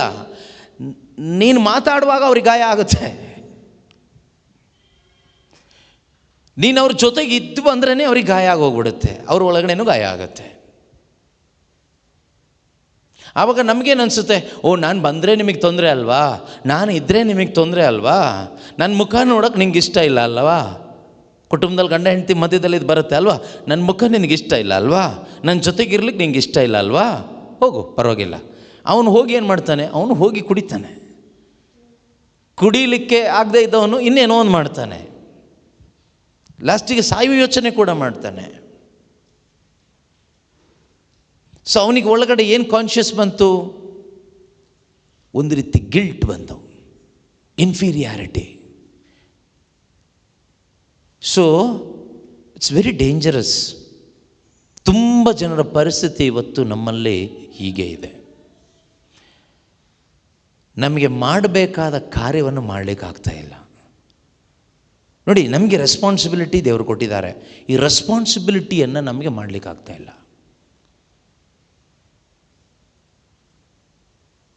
ನಾವು ಹೇಗೆ ಬದುಕಬೇಕು ಅಂತ ದೇವರು ಹೇಳಿದಾರೋ ಹಾಗೆ ಬದುಕಲಿಕ್ಕೆ ನಮ್ಗೆ ಆಗ್ತಾ ಇಲ್ಲ. ನಮ್ಮಷ್ಟಕ್ಕೆ, ನಮ್ಮ ಮೆಚುರಿಟಿಗೆ ತಕ್ಕ ಹಾಗೆ ನಾವು ಹೇಗೋ ಬದುಕ್ತಾ ಇದ್ದೀವಿ, ಹಾಗಲ್ಲ. ದೇವರು ನಮಗೊಂದು ವೇ ಆಫ್ ಲೈಫ್ ಕೊಟ್ಟಿದ್ದಾರೆ. God has given us a way of life. ಆ ಲೈಫ್ನ ನಾವು ಲೀಡ್ ಮಾಡಬೇಕು. ಆ ಜೀವನವನ್ನು ನಮಗೆ ಜೀವಿಸ್ಲಿಕ್ಕಾಗಬೇಕು. That is Christian life. ಅದೇ ಕ್ರಿಸ್ತಿಯ ಜೀವನ. ಕ್ರಿಸ್ತಿಯ ಜೀವನ ಅಂದರೆ ನಾವು ಅಂದ್ಕೊಂಡಿದ್ದ ಜೀವನ ಖಂಡಿತ ಅಲ್ಲ, ಆಯಿತಾ? ಕ್ರೈಸ್ತ ಜೀವನದ ಬಗ್ಗೆ ನಮಗೊಂದು ಕಲ್ಪನೆ ಇದೆ, ಅಥವಾ ನಾವು ನೋಡ್ತಾ ಇರೋದೇನು, ಬ್ಯಾಪ್ಟಿಸಮ್ ತೊಗೋಬೇಕು, ಅದಾದಮೇಲೆ ನೆಕ್ಸ್ಟ್ ಎಲ್ಲ ಸ್ಯಾಕ್ರಿಮೆಂಟ್ಸ್ ಎಲ್ಲ ನಾವು ತೊಗೋಬೇಕು, ಡೈಲಿ ಚರ್ಚಿಗೆ ಹೋಗಬೇಕು, ಅಥವಾ ಒನ್ಸ್ ಇನ್ ಎ ವೀಕ್ ಚರ್ಚಿಗೆ ಹೋಗಬೇಕು, ಮನೆಯಲ್ಲಿ ಪ್ರೇಯರ್ ಮಾಡಬೇಕು, ಏನೆಲ್ಲ ಒಂದು ಬಾಹ್ಯ ಆಚರಣೆ ಇದೆಯೋ, ರಿಚುವಲ್ಸ್, ಇದೆಲ್ಲ ಮಾಡಬೇಕು. ಇದೆಲ್ಲ ಮಾಡಿ ಆ ಧರ್ಮದ ರೀತಿ ನೀತಿಗಳನ್ನು ಅನುಸರಿಸಿ ನಾವು ಬದುಕಬೇಕು. ದ್ಯಾಟ್ ಈಸ್ ಕ್ರಿಶ್ಚಿಯನ್ ಲೈಫ್ ಅನ್ನೋದು ಲೋಕ ನಮಗೆ ಹೇಳ್ಕೊಟ್ಟಿರೋದು, ನಾವು ಕಲ್ತ್ಕೊಂಡಿರೋದು ಅಲ್ಲ. ಅದಲ್ಲ ಕ್ರೈಸ್ತ ಜೀವನ ಅಲ್ಲ. ನಿಜವಾದ ಕ್ರೈಸ್ತ ಜೀವನ ಅಂದರೆ, ನಿಜವಾದ ಕ್ರೈಸ್ತ ಜೀವನ, what is true Christian life? What is true Christian life? True Christian life ಏನು ಅಂದರೆ, ಯೇಸು ಕ್ರಿಸ್ತನ ಜೀವನವನ್ನು ನಾನು ಈ ದೇಹದಲ್ಲಿ ಜೀವಿಸೋದೇ ನಿಜವಾದ ಕ್ರೈಸ್ತ ಜೀವನ. Living the life of god are the life of Jesus Christ in this body R through this body, that is true Christian life. ನಿಜವಾದ ಕ್ರೈಸ್ತ ಜೀವನ ಅಂದರೆ ಏನು? ಈ ನನ್ನ ದೇಹದಲ್ಲಿ ದೇವರ ಜೀವವನ್ನು ಅಥವಾ ಕ್ರಿಸ್ತ ಯೇಸುವಿನ ಜೀವವನ್ನು ನಾನು ನನ್ನೊಳಗಡೆ ತುಂಬಿಸ್ಕೊಂಡು ನಾನು ಜೀವಿಸೋದೇ ನಿಜವಾದ ಕ್ರಿಸ್ತಿಯ ಜೀವನ, ಕ್ರಿಶ್ಚಿಯನ್ ಲೈಫ್. ಅದೇ ನಾನು ಹೇಳಿದ್ದು, ನಮ್ಮ ಜೀವನದ ಒಂದು ಟಾರ್ಗೆಟ್ ಅದೇನೆ, ಯೇಸು ಥರ ಆಗಬೇಕು. ಯಾರ ಥರ ಆಗಬೇಕು? ಯಾರ ಥರ ಆಗಬೇಕು? ಯೇಸು ಥರ ಆಗಬೇಕು. ಈ ಯೇಸು ಥರ ಆಗಲಿಕ್ಕೆ ಇದು ದೊಡ್ಡ ಅಡಚಣೆ, ಗಾಯ. ಈಗ ನನಗೆ 100 ಮೀಟ್ರ್ ಓಟದಲ್ಲಿ ಭಾಗವಹಿಸಬೇಕು. ಈಗ ಈ ಸಹೋದರಿ ವೀಲ್ ಚೇರ್ ಮೇಲೆ ಕೂತ್ಕೊಂಡಿದ್ದಾರೆ, ಅವರಿಗೆ ಆಸೆ ಇದೆ 100 ಮೀಟ್ರ್ ಓಟದ ಸ್ಪರ್ಧೆಯಲ್ಲಿ ಭಾಗವಹಿಸಬೇಕು ಅಂತ. ಈಗ ಅವರು ಆ ವೀಲ್ ಚೇರಲ್ಲಿ ಕೂತ್ಕೊಂಡು 100 ಮೀಟ್ರ್ ಓಟದ ಸ್ಪರ್ಧೆಯಲ್ಲಿ ಹೀಗೆ ಈ ಪರಿಸ್ಥಿತಿಯಲ್ಲಿ ಭಾಗವಹಿಸ್ಲಿಕ್ಕಾಗುತ್ತಾ? ಖಂಡಿತ ಸಾಧ್ಯ ಇಲ್ಲ. ಹಾಗಾದರೆ ಅವ್ರಿಗೆ ಕೆಪಾಸಿಟಿ ಇಲ್ವಾ? ಇದೆ. ಅವ್ರ ಒಳಗಡೆ ಕಾನ್ಫಿಡೆನ್ಸ್ ಇದೆ, ನಾನು ಓಡ್ತೀನಿ, ನನ್ನಿಂದ ಆಗುತ್ತೆ. ಆದರೆ ಈಗ ಅವರು ವೀಲ್ ಚೇರ್ ಮೇಲೆ ಇರೋದರಿಂದ ಅವ್ರಿಗೆ ಆಗೋದಿಲ್ಲ. ಇದೇ ಥರ ಎಷ್ಟೋ ಜನ ವೀಲ್ ಚೇರ್ ಮೇಲೆ ಕೂತ್ಕೊಂಡಿದ್ದೀರಿ ಇವತ್ತು. ಮನಸ್ಸೊಳಗಡೆ, ನಿಮ್ಮ ಮನಸ್ಸೊಳಗಡೆ ಇವರು ಹೊರಗಡೆ ಕಾಣೋ ರೀತಿನಲ್ಲಿ ವೀಲ್ ಚೇರಲ್ಲಿ ಒಳಗಡೆ ಕೂತ್ಕೊಂಡಿದ್ದಾರೆ. ದೇವ್ರ ಚಿತ್ತ ಇದ್ದರೆ ಎದ್ದು ನಡೀತೀರಿ, ಓಡ್ತೀರಿ, ಓಕೆ. ಆದರೆ ಎಷ್ಟೋ ಜನ ಇದೇ ಥರ ವೀಲ್ ಚೇರ್ ಮೇಲೆ ಮಾನಸಿಕವಾಗಿ ರೋಗಿಗಳ ಕುತ್ಕೊಬಿಟ್ಟಿದ್ದೀರಿ. ಇವ್ರನ್ನ ತಳ್ಳಿಕ್ಕಾದರೂ ಯಾರಾದರೂ ಇರ್ತಾರೆ, ಆದರೆ ಕೆಲವರು ನಾವು ಕುತ್ಕೊಂಡಿರೋ ವೀಲ್ ಚೇರ್ ಒಳಗಡೆ ನಮ್ಮನ್ನು ತಳ್ಳಿಕ್ಕೆ ಯಾರೂ ಇಲ್ಲ. ಹಾಗೇ ಕುತ್ಕೊಂಡಿದ್ದೀವಿ, ವರ್ಷಗಟ್ಟಲೆಯಿಂದ ಹೀಗೆ ಕುತ್ಕೊಂಡಿದ್ದೀವಿ. ನಿಮ್ಮ ಒಳಗಡೆ ಆ ಒಂದು ಪೊಟೆನ್ಷಿಯಲ್ ಅಂತ ಹೇಳ್ತೀವಲ್ವ, ಆ ಒಂದು ಶಕ್ತಿ ಇದೆ, ಆದರೆ ಅದು ಯೂಸ್ ಆಗ್ತಾ ಇಲ್ಲ. ಯಾಕೆ? ವೀಲ್ ಚೇರ್ ಮೇಲೆ ಕೂತ್ಕೊಂಡಿದ್ದೀರಿ. ಏನದು? ಯೇಸು ಥರ ಆಗೋದು. ಕರೆ ಇರೋದು ಯಾವುದಕ್ಕೆ ಗೊತ್ತಾ? ಯೇಸು ಥರ ಆಗಲಿಕ್ಕೆ. ಆಯ್ಕೆ ಮಾಡ್ಕೊಂಡಿದ್ದು ಯಾಕೆ ಗೊತ್ತಾ ದೇವರು? ಯೇಸು ಥರ ಆಗಲಿಕ್ಕೆ. You are called to be like Jesus, to be like his son. That is your calling. ನಿಮ್ಮ ಕರೆ ಏನು ಕೇಳಿದರೆ, ಇವತ್ತು ನಮಗೆ ಕರಿಸ್ಮ್ಯಾಟಿಕ್ ಗ್ರೂಪಲ್ಲಿ ಇರೋದ್ರಿಂದ ನನ್ನ ಕರೆ ಏನು, ನಾನು ಸಿಂಗರ, ಪ್ರೀಚರ, ಡ್ಯಾನ್ಸರ, ಈ ಥರ ನಮ್ಮ ಮೈಂಡಿಗೆ ಬಂದುಬಿಡುತ್ತೆ. ನಿನ್ನನ್ನು ದೇವರು ಕರೆದಿರೋದು ಸಿಂಗರು ಅಲ್ಲ, ಪ್ರೀಚರು ಅಲ್ಲ, ಡ್ಯಾನ್ಸರು ಅಲ್ಲ, ಪುತ್ರನ ಅನುರೂಪಿ ಆಗಲಿಕ್ಕೆ ಕರೆದಿದ್ದಾರೆ. That is your ultimate calling. ಆದರೆ ಈ ಒಂದು ಕರೆಗೆ, ಈ ಕರೆ ನನ್ನ ಮುಖಾಂತರ ನೆರವೇರ್ತಾ ಇದೆಯಾ? As a Christian, this calling is there for every Christians, every believer. ಪ್ರತಿಯೊಬ್ಬ ಕ್ರೈಸ್ತ ವಿಶ್ವಾಸಿಗೂ ಇದೇ ಕರೆ ಇರೋದು. ಇದು ಕೇವಲ ಕರಿಸ್ಮ್ಯಾಟಿಕ್ ಗ್ರೂಪಲ್ಲಿ ಇರುವವರಿಗೆ ಮಾತ್ರ ಅಲ್ಲ, ಪ್ರತಿಯೊಬ್ಬ ಕ್ರೈಸ್ತ ವಿಶ್ವಾಸಿ ಅಂತ ನೀನು ಕರೆಯಲ್ಪಡುವ ವ್ಯಕ್ತಿ ಆಗಿದ್ರೆ, if you are a true Christian, true believer, this is your calling to be like Jesus. ಇದರಲ್ಲಿ ಎಷ್ಟು ಪ್ರೋಗ್ರೆಸ್ ಆಗ್ತಾ ಇದೆ, ಎಷ್ಟರ ಮಟ್ಟಿಗೆ ನನಗೆ, ಎಷ್ಟು ಪರ್ಸೆಂಟೇಜ್ ನನಗೆ ಆ ಒಂದು potentiality to be like Jesus ಅಲ್ಲಿಗೆ ಬರಲಿಕ್ಕೆ ನನ್ನಿಂದ ಸಾಧ್ಯವಾಗ್ತಾ ಇದೆ. ಎಷ್ಟೋ ಜನ ಕ್ರೈಸ್ತ ವಿಶ್ವಾಸಿಗಳು ಅದರಲ್ಲಿ 10% ಆಗದೆ ಸತ್ತೇ ಹೋಗ್ಬಿಟ್ರು, ಅಲ್ಲಿ ಬರಲೇ ಇಲ್ಲ. ಕಾರಣ ಏನು? ವೀಲ್ ಚೇರ್ ಮೇಲೆ ಕೂತ್ಕೊಂಡಿದ್ದಾರೆ. ಆಂತರಿಕ ಗಾಯ ಎಂಬ ವೀಲ್ ಚೇರಲ್ಲಿ ಹೀಗೆ ಕೂತ್ಕೊಂಡಿದ್ದಾರೆ, ತಳ್ಳಿಕ್ಕೆ ಯಾರೂ ಇಲ್ಲ, ಮುಂದಕ್ಕೆ ಹೋಗ್ತಾ ಇಲ್ಲ. ಎದ್ದೇಳಬೇಕು ಯೇಸು ನಾಮದಲ್ಲಿ, ಎದ್ದೇಳಬೇಕು. ನೀವು ಹೇಗೆ ಎದ್ದೇಳೋದು? ಗಾಯಗಳು ಒಳಗಡೆ ಆಗಿದೆ. ನಾನು ಹೇಳಿದೆ, ಒಂದು ಪಾಪದ ನಿಮಿತ್ತವಾಗಿ, ಇನ್ನೊಂದು ಮುಖ್ಯವಾಗಿ ನಮ್ಮ ಜೀವಿತದಲ್ಲಿ ಉಂಟಾಗುವಂತಹ ಕೆಲವೊಂದು ಆಘಾತಗಳು, ಸೋಲುಗಳಿರ್ಬೋದು. ತುಂಬ ಎಕ್ಸ್ಪೆಕ್ಟೇಷನ್ನಿಂದ ನಾವು ಒಂದು ಪರೀಕ್ಷೆ ಬರೀಲಿಕ್ಕೆ ಹೋಗ್ತೀವಿ, ಆದರೆ ತುಂಬ ಪ್ರಯತ್ನಪಟ್ಟು ತುಂಬ ಎಕ್ಸ್ಪೆಕ್ಟೇಷನ್ನಿಂದ, ನಿರೀಕ್ಷೆಯಿಂದ ಪರೀಕ್ಷೆ ಬರಿತೀವಿ. ಆದರೆ ರಿಸಲ್ಟ್ ಬರುವಾಗ ಪೂರ್ತಿ ಒಂದು ತುಂಬ ನಮಗೆ ನೋವುಂಟಾಗುವ ಒಂದು ನೆಗೆಟಿವ್ ರಿಸಲ್ಟ್ ಬರುತ್ತೆ. ನಾನು ಏನೂ ಓದಲೇ ಇಲ್ವೇನೋ, ನಾನು ಯಾವುದಕ್ಕೂ ಯೋಗ್ಯ ಅಲ್ವೇನೋ ಅನ್ನೋ ರೀತಿಯಲ್ಲಿ ಒಂದು ರಿಸಲ್ಟ್ ಬರುತ್ತೆ. ಆಗ ನಮಗೇನು ಅನಿಸುತ್ತೆ ಅಂದರೆ ಸತ್ತೇ ಹೋಗ್ಬಿಡೋಣ. ಕೆಲವರೆಲ್ಲ ಪರೀಕ್ಷೆ ಬರೆದು ಫೇಲ್ ಆದಾಗ ಸತ್ತೋಗೋದು ಅದಕ್ಕೇನೆ. ದಟ್ ಮಚ್ ಗಿಲ್ಟ್ ಅವ್ರ ಒಳಗಡೆ ಬರುತ್ತೆ. ನಾನು ಯೋಗ್ಯನೇ ಅಲ್ವಾ ಹಾಗಾದರೆ? ಸೇಮ್ ಥಿಂಗ್ ಆಧ್ಯಾತ್ಮಿಕ ಜೀವಿತದಲ್ಲೂ ಆಗಿದೆ. ಎಷ್ಟೋ ಜನಕ್ಕೆ ಪ್ರಾರ್ಥನೆ ಮಾಡಿ ಮಾಡಿ ಮಾಡಿ ಮಾಡಿ ಮಾಡಿ ಎಷ್ಟು ಮಾಡ್ತಾರೆ ಅಂದರೆ ಅವರಷ್ಟು ಪ್ರಾರ್ಥನೆ ಯಾರೂ ಮಾಡಿರೋದಿಲ್ಲ, ಮಾಡಲಿಕ್ಕೆ ಆಗೋದಿಲ್ಲ. ಅಷ್ಟು ಪ್ರಾರ್ಥನೆ ಮಾಡ್ತಾರೆ, ಆಯಿತಾ? ಅವ್ರ ಥರ ಫಾಸ್ಟಿಂಗ್ ಮೇಂಟೈನ್ ಮಾಡಲಿಕ್ಕೆ ಯಾರಿಗೂ ಆಗೋದಿಲ್ಲ. ಅಷ್ಟು ಚೆನ್ನಾಗಿ fasting and prayer, fasting and prayer. ಆದರೆ ಅವರು ಯಾವುದೋ ಒಂದು ಇಂಟೆನ್ಷನ್ ಇಟ್ಕೊಂಡು ಇದನ್ನು ಮಾಡ್ತಾರೆ.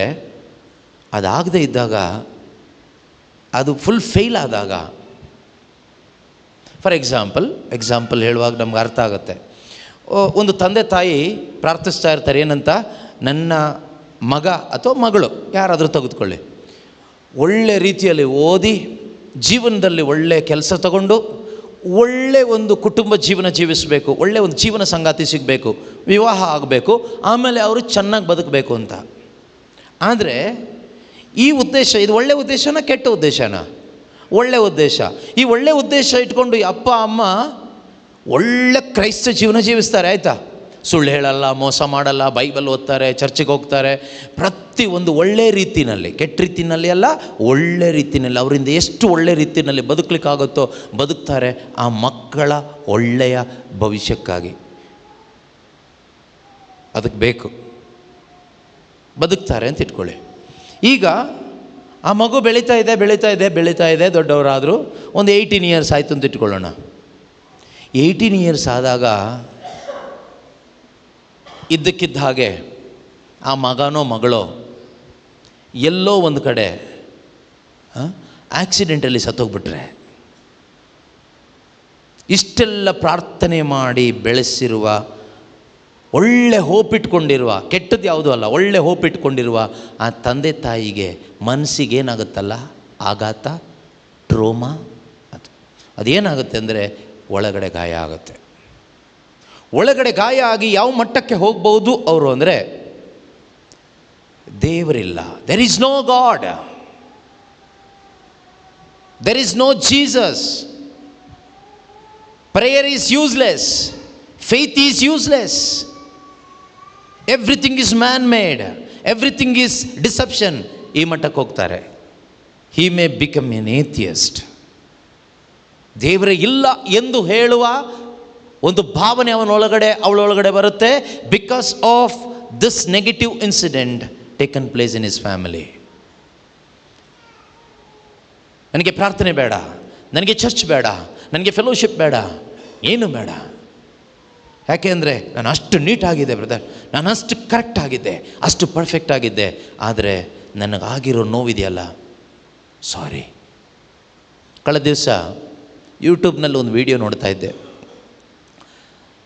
ತುಂಬ ಫೇಮಸ್ ಶುಭ ಸಂದೇಶ ಪ್ರಚಾರಕ, ಬೋಧಕ, ಗಂಡ ಹೆಂಡತಿ ಇಬ್ಬರು ಕೂಡ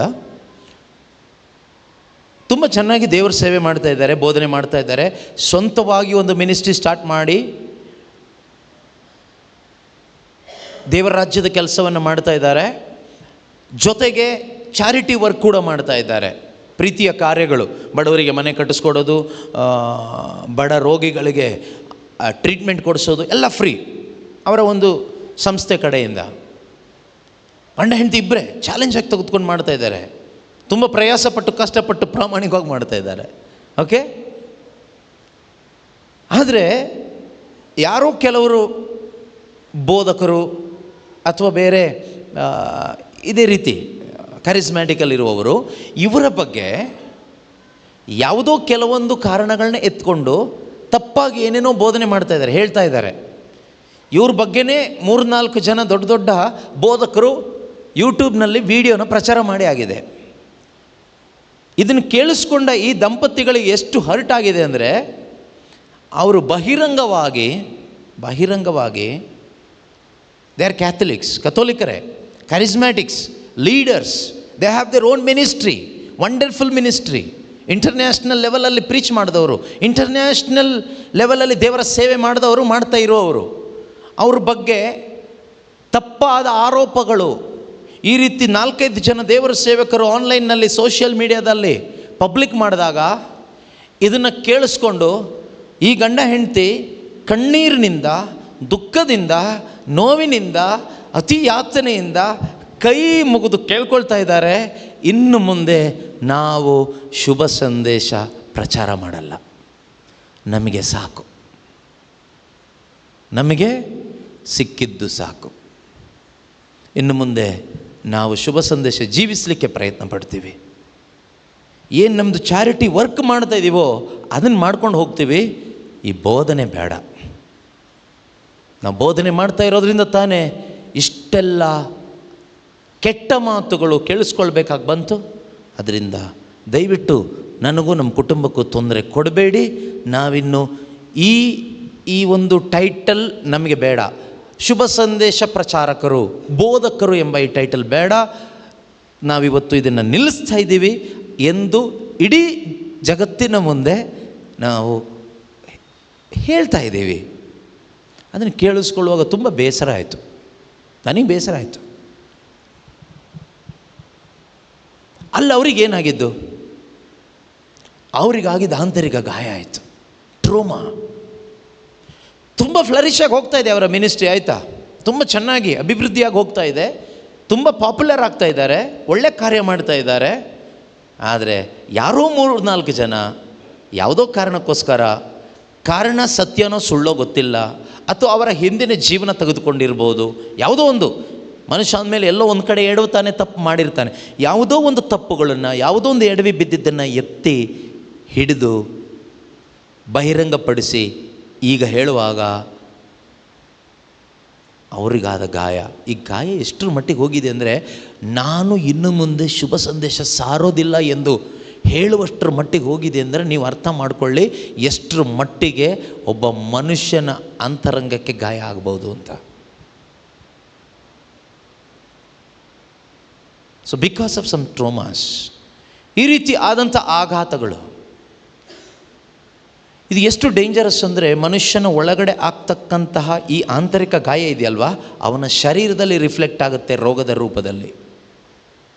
ನಮ್ಮಲ್ಲಿ ಅನೇಕರಿಗೆ ಮಾರಕವಾದ ವ್ಯಾಧಿಗಳು, ಓಕೆ, ಅವ್ರಿಗೆ ಎಷ್ಟು ಟ್ರೀಟ್ಮೆಂಟ್ ಮಾಡಿದರೂ ವಾಸಿ ಆಗ್ತಾ ಇಲ್ಲ, ಎಷ್ಟು ಧ್ಯಾನಕೂಟಗಳಲ್ಲಿ ಭಾಗವಹಿಸಿದ್ರು, ಪ್ರಾರ್ಥನೆ ಮಾಡಿದರೂ ವಾಸಿ ಆಗ್ತಾ ಇಲ್ಲ. ನಾನು ಎಲ್ಲರದ್ದು ಅಲ್ಲ ಹೇಳ್ತಾ ಇರೋದು, ಅನೇಕ ಜನರಿಗೆ. ಕೆಲವ್ರದ್ದು ಪೈಶಾಚಿಕ ಬಂಧನ ಇರುತ್ತೆ, ಕೆಲವರ ಶರೀರದಲ್ಲಿ ರೋಗವಾಗಿ ಮಾರ್ಪಾಡಾಗುತ್ತೆ. ಹೇಗಾಗುತ್ತೆ ಗೊತ್ತಾ, ಆಂತರಿಕವಾಗಿ ಮನಸ್ಸಿಗೆ ಗಾಯ ಆದಾಗ ಅವನ ಶರೀರದಲ್ಲಿ ಕೆಮಿಕಲ್ ಇಂಬ್ಯಾಲೆನ್ಸ್ ಆಗುತ್ತೆ. ಮನುಷ್ಯನ ಬ್ರೈನ್ನಲ್ಲಿ ಕೆಮಿಕಲ್ಸ್ ಇರುತ್ತೆ, ರಾಸಾಯನಿಕ ವಸ್ತುಗಳು. ಮನುಷ್ಯನ ಬ್ರೈನ್ನಲ್ಲಿ ಕೆಮಿಕಲ್ ಇಂಬ್ಯಾಲೆನ್ಸ್ ಆದಾಗ ಏನಾಗುತ್ತೆ, ಅದು ಮನುಷ್ಯನ ಕಿಡ್ನಿಗೆ ಎಫೆಕ್ಟ್ ಆಗ್ಬೋದು, ಲಿವರ್ಗೆ ಎಫೆಕ್ಟ್ ಆಗ್ಬೋದು, ಹಾರ್ಟ್ಗೆ ಎಫೆಕ್ಟ್ ಆಗ್ಬೋದು, ಬೋನ್ಸ್ಗೆ ಎಫೆಕ್ಟ್ ಆಗ್ಬೋದು, ನರ್ವ್ ಸಿಸ್ಟಮ್ಗೆ ಎಫೆಕ್ಟ್ ಆಗ್ಬೋದು. ಮನುಷ್ಯನ ಶರೀರದಲ್ಲಿರೋ ಯಾವ ಪಾರ್ಟಿಗೆ ಬೇಕಾದರೂ ಅದು ಎಫೆಕ್ಟ್ ಆಗ್ಬೋದು, ಯಾವ ರೀತಿಯಲ್ಲಿ ಬೇಕಾದರೂ. ಎಕ್ಸಾಕ್ಟ್ಲಿ ಹೀಗೆ ಆಗುತ್ತೆ, ಎಲ್ರಿಗೂ ಹೀಗೆ ಆಗುತ್ತೆ ಅಂತ ಹೇಳಲಿಕ್ಕಾಗೋದಿಲ್ಲ. It depends on the person. ಇದಕ್ಕೆ ಪ್ರಾರ್ಥನೆ ಮಾಡಿ ಮಾಡಿ ಮಾಡಿ ಏನು ಮಾಡಿದ್ರು ಕೆಲವೊಮ್ಮೆ ಸೌಖ್ಯ ಸಿಗೋದಿಲ್ಲ. ಕೆಲವೊಮ್ಮೆ ಪ್ರಾರ್ಥನೆಯಲ್ಲಿ ಆ ದೇವರ ಸಾನ್ನಿಧ್ಯದ ಶಕ್ತಿಯಿಂದ ಸೌಖ್ಯ ಸಿಕ್ಕಿದಾಗ ಆಗುತ್ತೆ, ಮನೆಗೆ ಹೋದ್ಮೇಲೆ same thing will continue again. The real problem is where it is in your mind, that means in your soul. Real problem ಇರೋದು ಮನಸ್ಸಿನಲ್ಲಿ. ಈಗ ನಿಜವಾದ ಹೀಲಿಂಗ್ ಸಿಗಬೇಕಾಗಿರೋದು ಶರೀರದಲ್ಲ, ಮನಸ್ಸಿನಲ್ಲಿ. ಯಾವಾಗ ನಿನ್ನ ಮನಸ್ಸಿನ ಒಳಗಡೆ ನಿಜವಾದ ಒಂದು ಸೌಖ್ಯ ಸಿಗ್ತದೋ ಆಗ ಆಟೋಮೆಟಿಕ್ಕಾಗಿ ಕೆಮಿಕಲ್ ಬ್ಯಾಲೆನ್ಸ್ ಆಗುತ್ತೆ. ಆಗ ಮಲಗಿರುವ ರೋಗಿ ಕೂಡ ಎದ್ದು ನಡೀಲಿಕ್ಕೆ ಶುರುವಾಗುತ್ತೆ. ಎಷ್ಟು ಟ್ರೀಟ್ಮೆಂಟ್ ತೆಗೆದುಕೊಂಡ್ರೂ ವಾಸಿ ಆಗದ ಕೆಲವೊಂದು ರೋಗಗಳು ತಕ್ಷಣ ವಾಸಿ ಆಗುತ್ತೆ.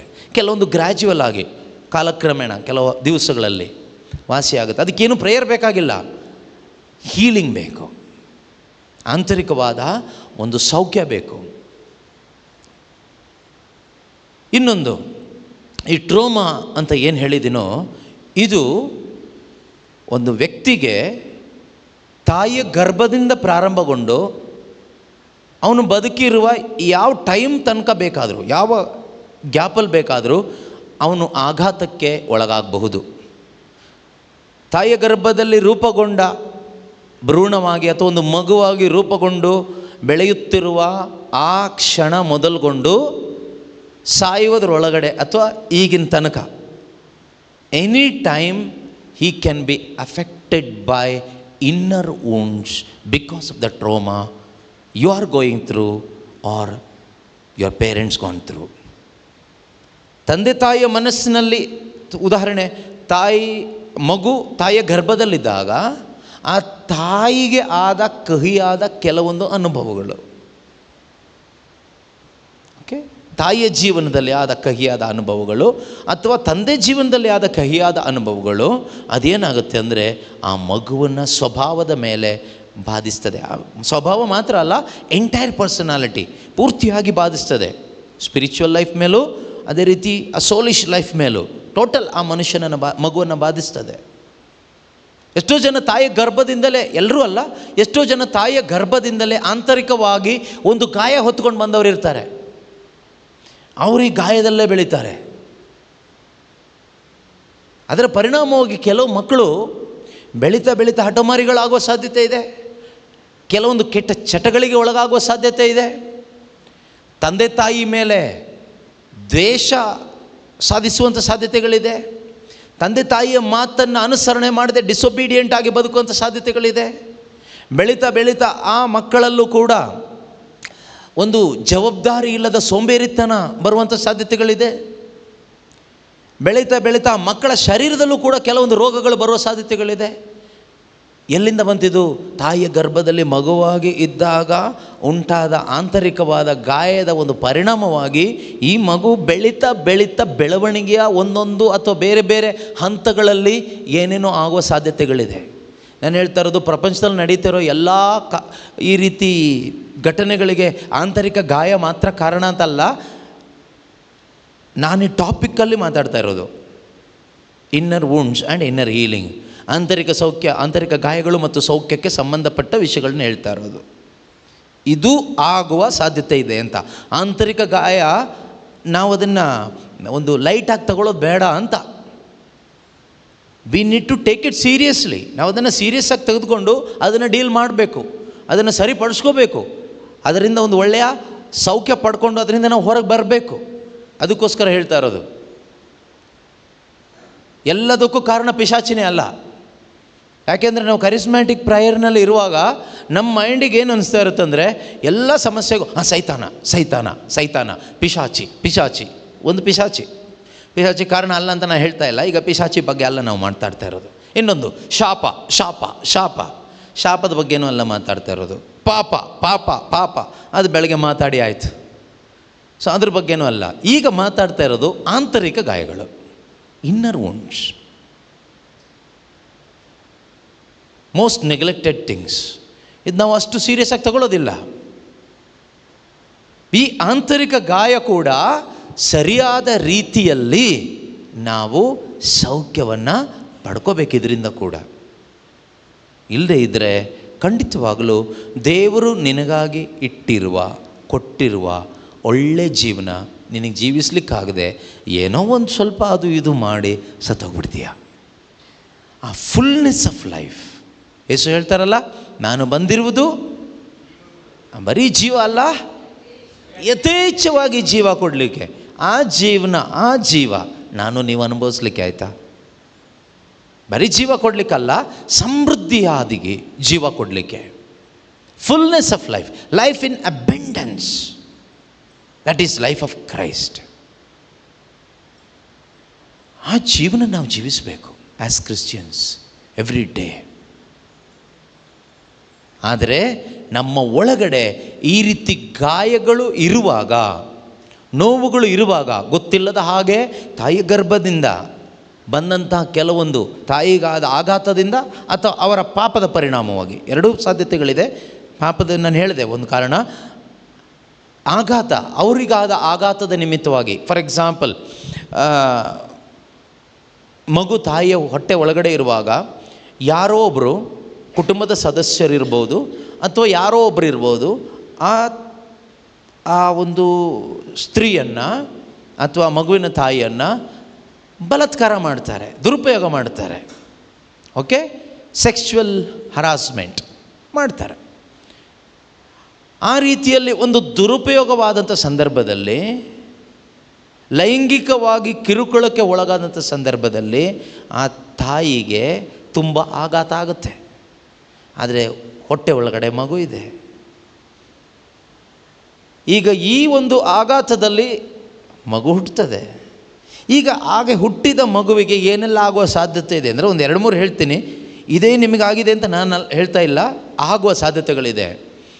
ಈ ಹುಟ್ಟಿ ಬೆಳೆಯುತ್ತಿರುವ ಈ ಮಗು ಗಂಡು ಮಗು ಆದರೆ ಒಂದು ರೀತಿಯಲ್ಲಿ, ಹೆಣ್ಣು ಮಗು ಆದರೆ ಇನ್ನೊಂದು ರೀತಿಯಲ್ಲಿ ಬಿಹೇವಿಯರ್ ಚೇಂಜ್ ಆಗುತ್ತೆ.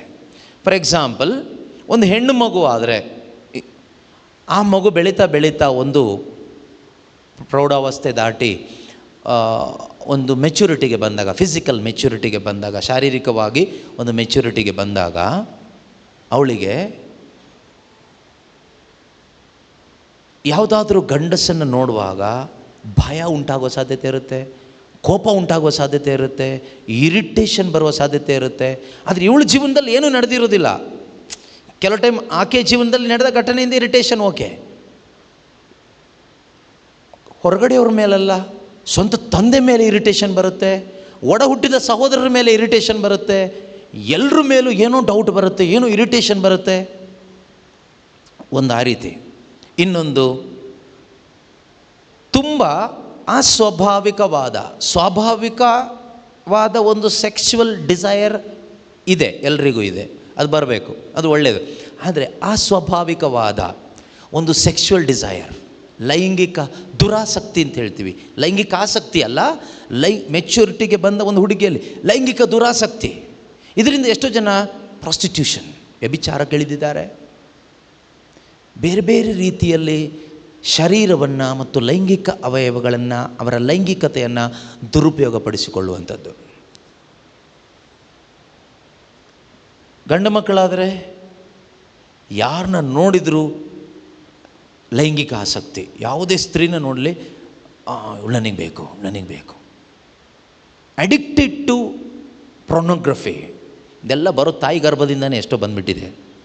ಯಾಕೆಂದರೆ ಪೇರೆಂಟ್ಸ್ ಕೂಡ ಇವತ್ತು ಅದರಲ್ಲಿ ಮುಳುಗಿಬಿಟ್ಟಿದ್ದಾರೆ. ಇವತ್ತು ಇವರು ಊಟ ಎಲ್ಲ ಮಾಡ್ಕೊಂಡು ಮಲಗುವಾಗ ದೇವರಿಗೆ ಸ್ತೋತ್ರ ಮಾಡಿ ಆರಾಧನೆ ಮಾಡಿ ಮಲಗುವ ಕುಟುಂಬ ತುಂಬ ಕಡಿಮೆ ಇವತ್ತು. ಇವರು ಬೇಡದೇ ಇರುವ ಸಿನಿಮಾಗಳನ್ನೆಲ್ಲ ನೋಡಿ, ಅಶ್ಲೀಲವಾದ ಬ್ಲೂ ಫಿಲ್ಮ್ ಅಂತ ಹೇಳ್ತೀವಲ್ಲ, ಇದನ್ನೆಲ್ಲ ನೋಡಿ ಲೈಂಗಿಕವಾಗಿ ಒಂದಾಗ್ತಾರೆ. ಈ ಪರಿಸ್ಥಿತಿಯಲ್ಲಿ ಹುಟ್ಟುವ ಮಗು ಇದೇ ಪ್ರೊನೋಗ್ರಫಿಗೆ ಅಡಿಕ್ಟ್ ಆಗಿನೇ ಹುಟ್ಟುತ್ತೆ. ಎಲ್ಲಿಂದ? ತಾಯಿ ಗರ್ಭದಿಂದ. ಒಂದು ಸರ್ಟೇನ್ ಏಜ್ ಬಂದಾಗ ಆ ಹುಡುಗ ಒಂದು ಮೆಚ್ಯೂರಿಟಿಗೆ ಬಂದಾಗ, ಫಿಸಿಕಲ್ ಮೆಚ್ಯೂರಿಟಿಗೆ ಬಂದಾಗ ಅವನಲ್ಲೂ ಈ ಆಸಕ್ತಿ ಬರುತ್ತೆ. ನಾನು ಹೇಳ್ತಾ ಇರೋದು ಆಪೋಸಿಟ್ ಸೆಕ್ಸ್ ಅಟ್ರಾಕ್ಷನ್ ಬಗ್ಗೆ ಅಲ್ಲ, ಅದು ಕಾಮನ್, ನ್ಯಾಚುರಲ್, ದೇವರು ಕೊಟ್ಟಿರೋದು. ಆದರೆ ಇದು ಹಾಗಲ್ಲ. ಇದು ಅಶ್ಲೀಲವಾದ ರೀತಿಯಲ್ಲಿ, ಅಶುದ್ಧವಾದ ರೀತಿಯಲ್ಲಿ, against God's law, against God's plan and purpose. ಇದು ಇವತ್ತಿನ ಒಂದು ಸೊಸೈಟಿಯಲ್ಲಿ ಮಕ್ಕಳಲ್ಲಿ ನೋಡುವಾಗ ಇನ್ಕ್ರೀಸ್ಡ್ ವೆರಿ ಮಚ್. ಎಲ್ಲಿಂದ ಬಂತು? ತಾಯಿಯ ಗರ್ಭದಿಂದನೇ ಬಂದಿರೋದು. ಅದೇ ರೀತಿ ಬೇರೆ ಅಡಿಕ್ಷನ್ಸ್ ಕೂಡ ಎಲ್ಲಿಂದ ಬಂತು? ತಾಯಿಯ ಗರ್ಭದಿಂದನೇ ಬಂದಿರೋದು. ಮಕ್ಕಳ ಅನೇಕ ಸ್ವಭಾವಗಳು ತಾಯಿಯ ಗರ್ಭದಿಂದನೇ ಬಂದಿರತಕ್ಕಂಥದ್ದು. ಇದಕ್ಕೆ ಕಾರಣ ನಿಮ್ಮ ಅಪ್ಪ ಅಮ್ಮ ಅಂತ ನಾನು ಹೇಳ್ತಾ ಇಲ್ಲ. ಇದು ವಾಟ್ ಇಸ್ ದ ಸೋರ್ಸ್? ಇದು ಎಲ್ಲಿಂದ ಬರ್ತದೆ, ಬರುವ ಸಾಧ್ಯತೆ ಇದೆ ಅಂತ ಇದು ನಮಗೆ ಗೊತ್ತಾಗಬೇಕು. ಯಾಕೆ ಗೊತ್ತಾಗಬೇಕು ಅಂದರೆ, ನಮ್ಮಿಂದ ಈ ತಪ್ಪು ಆಗಬಾರ್ದು, ಬೇರೆಯವರಿಗೂ ನಾವು ಹೆಲ್ಪ್ ಮಾಡಲಿಕ್ಕಾಗಬೇಕು. ನಮ್ಮಿಂದ ಆಗಬಾರ್ದು, ಬೇರೆಯವ್ರಿಗೆ ಹೆಲ್ಪ್ ಮಾಡಲಿಕ್ಕಾಗಬೇಕು. ಅದೇ ರೀತಿಯಲ್ಲಿ ನಾನು ಮೊದಲು ಈ ಪರಿಸ್ಥಿತಿಯಿಂದ ಹೊರಗೆ ಬರಬೇಕು. ಅಥವಾ ಕೆಲವು ಹೆಣ್ಮಕ್ಳಿಗೆ ಈ ರೀತಿ ದುರುಪಯೋಗ ಆದಾಗ ನನಗೆ ಮದುವೆನೇ ಬೇಡ ಅಂತಕ್ಕಂಥ ಒಂದು ವೇಷ. ಮದುವೆ ಬೇಡ ಅಂತ ಕೂತ್ಕೊಳ್ಳೋರಲ್ಲ ಅದಕ್ಕೆ ಆ ಥರ ಇದ್ದಾರೆ ಅಂತ ಅಲ್ಲ. ನನಗೆ ಮದುವೆನೇ ಬೇಡ, I hate marriage, I hate marriage. ಮ್ಯಾರೇಜನ್ನು ಹೇಟ್ ಮಾಡುವಂಥದ್ದು, ಗಂಡಸರನ್ನ ಹೇಟ್ ಮಾಡುವಂಥದ್ದು, ಗಂಡಸರ ಮುಖ ನೋಡಲಿಕ್ಕೆ ಭಯ.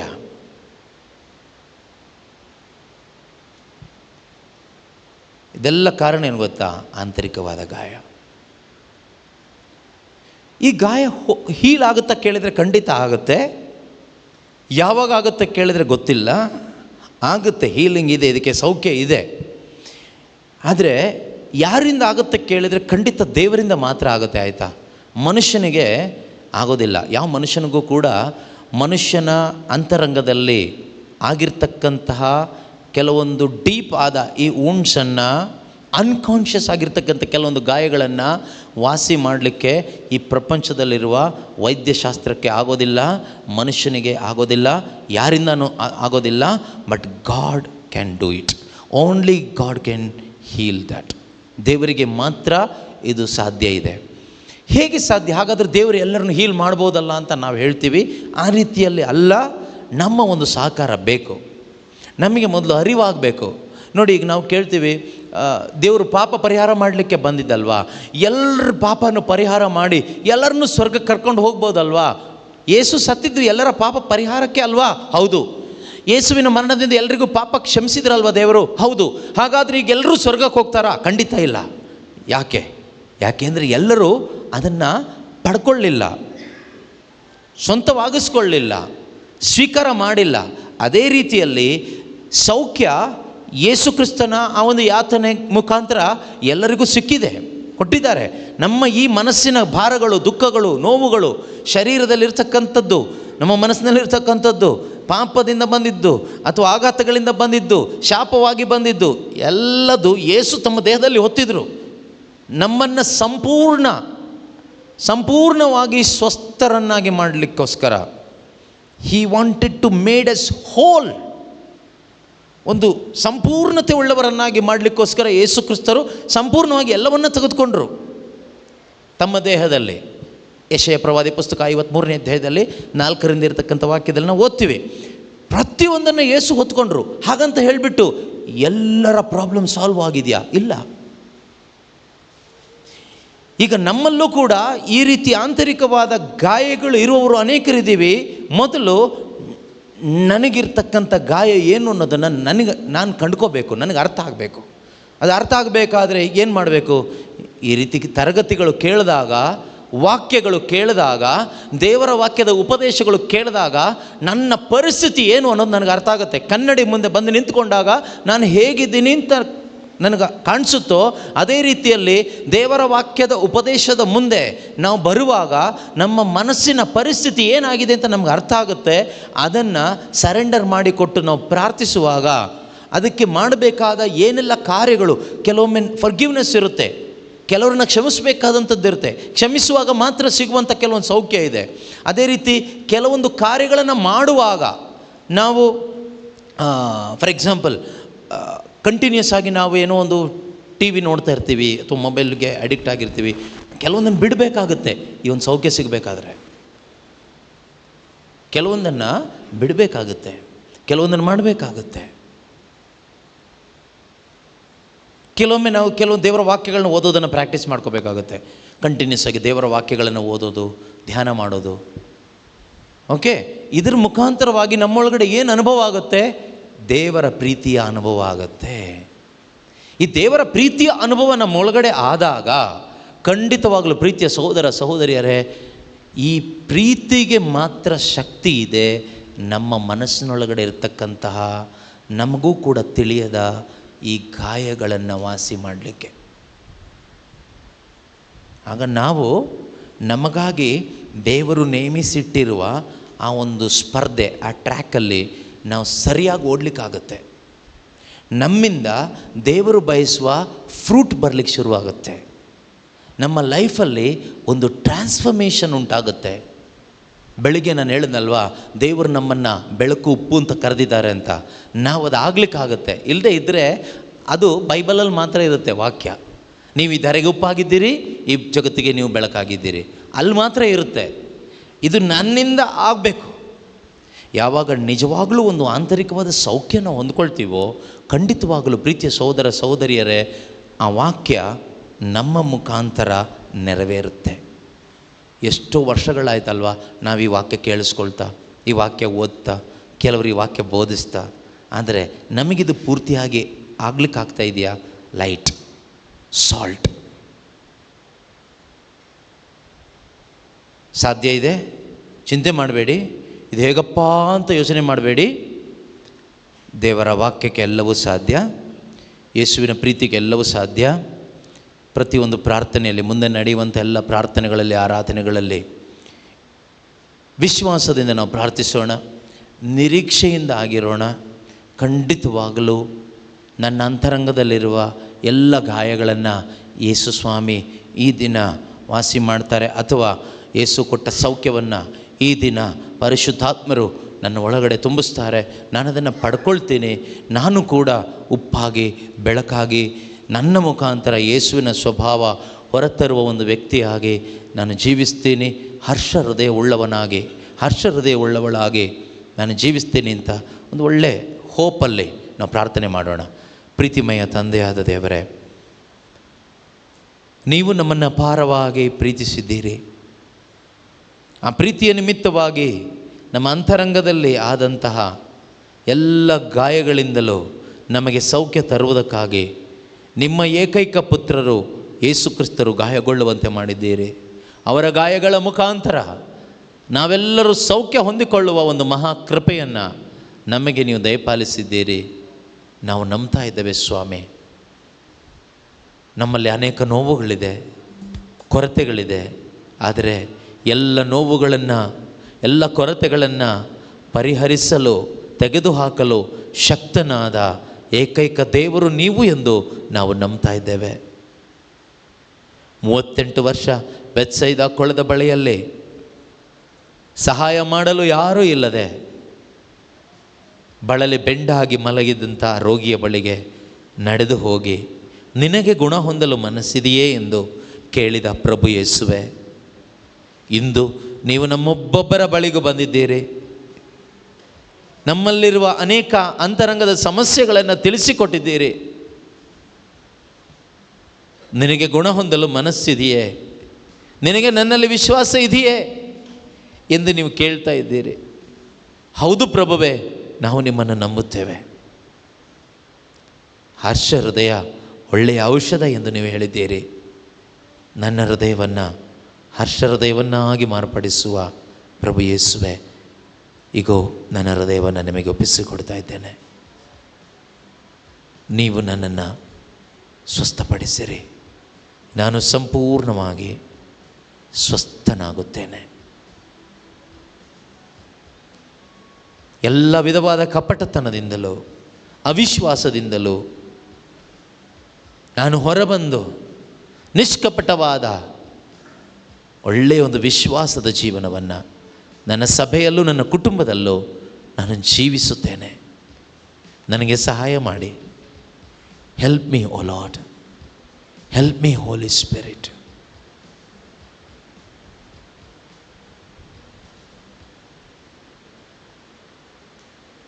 ಅಂತರಂಗವನ್ನು ಉಂಟು ಮಾಡಿದವರು ನೀವು, ಅಂತರಂಗವನ್ನು ತಿಳಿದಿರುವ ದೇವರು ನೀವು. ನಿಮಗೆ ಅಸಾಧ್ಯವಾದುದು ಯಾವುದೂ ಇಲ್ಲ. ನಿಮ್ಮಿಂದೆಲ್ಲವೂ ಸಾಧ್ಯ. ಯೇಸುವೇ, ನಿಮ್ಮಿಂದ ಎಲ್ಲವೂ ಸಾಧ್ಯ. ನಿಮಗೆ ಅಸಾಧ್ಯವಾದುದು ಯಾವುದೂ ಇಲ್ಲ. ನಿಮ್ಮಿಂದೆಲ್ಲವೂ ಸಾಧ್ಯ. ಪವಿತ್ರಾತ್ಮರೇ, ಯೇಸುವಿನಂತೆ ನನ್ನನ್ನು ಮಾರ್ಪಡಿಸಿರಿ. ಯೇಸುವಿನಂತೆ ಆಗಲು ನನಗೆ ಸಹಾಯ ಮಾಡಿರಿ. ಯೇಸು ಕ್ರಿಸ್ತರ ಮುಖಾಂತರ ಪ್ರಾರ್ಥಿಸುತ್ತಿದ್ದೇವೆ. ಆಮೇನ್.